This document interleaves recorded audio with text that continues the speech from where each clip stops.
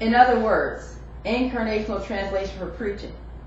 Have you ever heard a preacher talk about a passage of scripture and describe it in contemporary terms?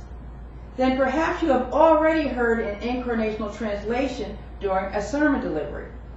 Incarnational translation is an interpretive process that restates the meaning of a text in modern terms.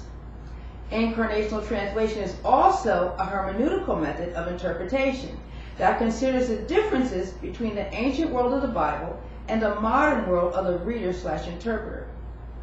Note that incarnational translation does not attempt to produce a literal word-for-word translation. Instead, incarnational translation seeks to render the original meaning of the text using contemporary language that has the same function as the original language in the ancient text, even if this means departing significantly from a literal rendering, page 39. Thus, preaching should be more effective in terms of the persuasive aspect, as the incarnational translation helps to fill the gap caused by differences between the ancient and modern world, aka the problem of distantiation. The picture behind me shows the differences between the ancient world and the modern world in terms of culture, language, time, and situation. The problems of distantiation also present a challenge for the faith community. They must read the text from and for another place and time, and they must interpret in and for their own place and time, and they must find ways to shape their faith and practice through this hermeneutical life, page 186. Thus, incarnational translation represents a new way to engage the biblical text for preaching by recontextualizing the scripture based on the reader's social location. Areas for discussion using incarnational translation. Incarnational translation is based on the reading lens in which the reader views the text based on their own understanding. This requires that the reader to reflect on how the biblical narrative might work in their cultural context in order to recreate the same kind of rhetorical impact of the original text, page 135.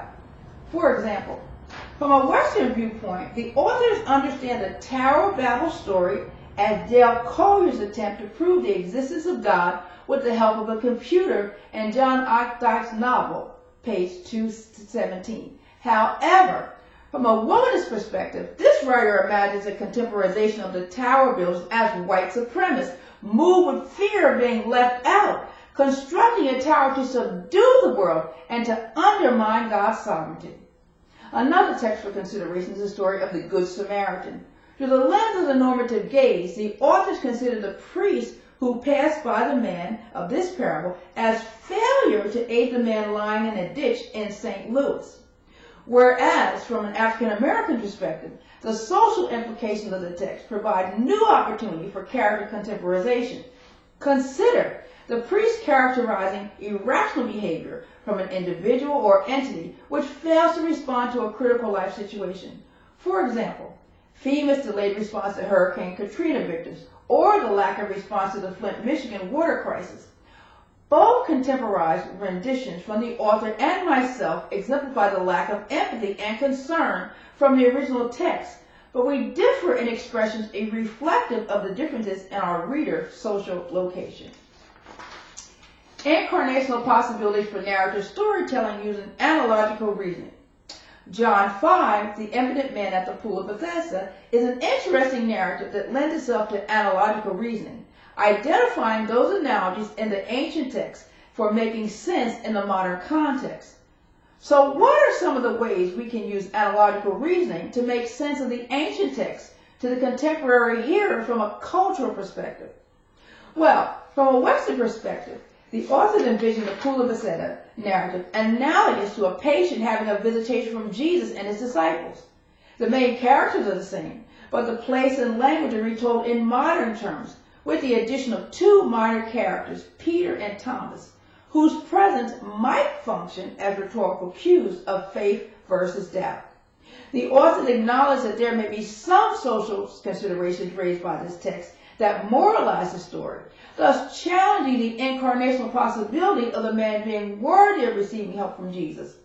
Instead, they propose a grace narrative depicting the man not worthy of help and thus defending the Pharisees' controversy regarding the Sabbath, page 139. Well, from a womanist perspective, there are some imaginable possibilities for retelling John 5 with a cultural and social economic concern in mind. One possibility for recontextualizing the story is to look at the metaphorical meanings for contemporizing aspects of the narrative. The impotent man could serve as a metaphor for the marginalized, the disadvantaged, or oppressed, individually or communal, that are in need of change. Bethsaida is a name of the pool that manifests healing properties at certain times. Well, consider the analogical possibilities of the pool not as an actual physical place, but as a metaphor of liberation associated with either an individual's place in life or a supply of resources.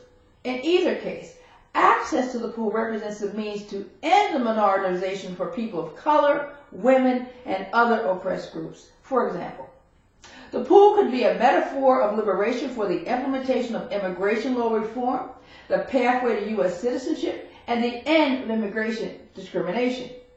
The pool could also be a metaphor of liberation for the implementation of prison reform and the end of systematic racism to recover a sense of normalcy within the African American community. Or the pool could represent the receipt of long-awaited reparations and a formal apology from whites to blacks to compensate for the invention of the white race, to subjugate racial injustice and economic rape of the African American slaves, Kim slips. The pool could also be a metaphor of liberation of available resources for American citizens waiting to receive adequate health care benefits, equal opportunity, educational opportunities, affordable housing, etc. Next, consider the motif of waiting as the impotent man is continually passed over for opportunities of healing. While others receive support or preferential treatment, this man repeatedly stands at the end of the line. Interpreting the motif of waiting in John 5 implicates a sense of urgency, perhaps even social ostracization and marginalization.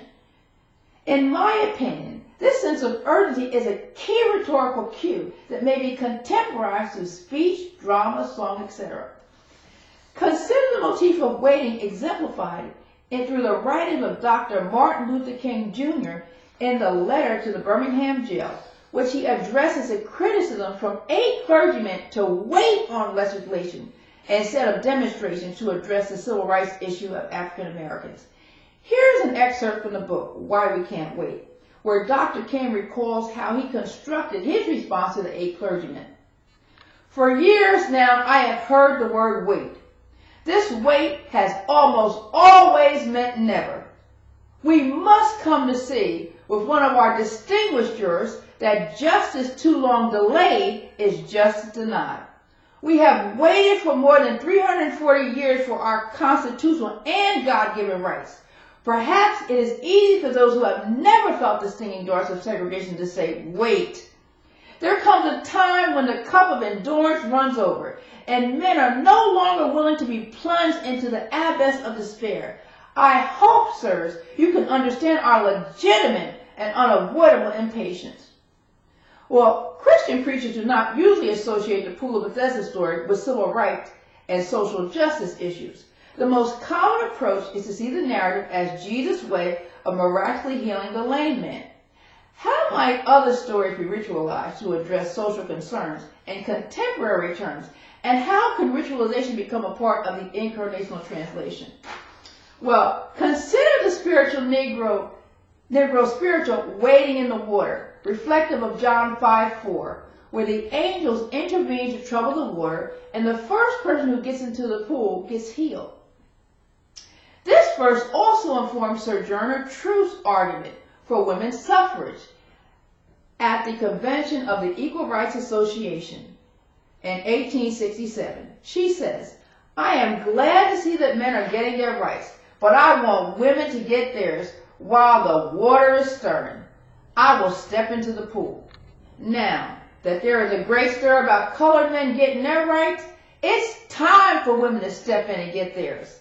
Alan Dwight Callahan. Are the rhetorical effects of incarnational translation similar to eisegesis, reading meaning into the text? And are they equally permissible according to the church and to the academy? And who has the authority to accept or reject an incarnational translation anyway? Well, these are just some questions for future reflection and analysis. I pray I've said something enlightening. May God bless you.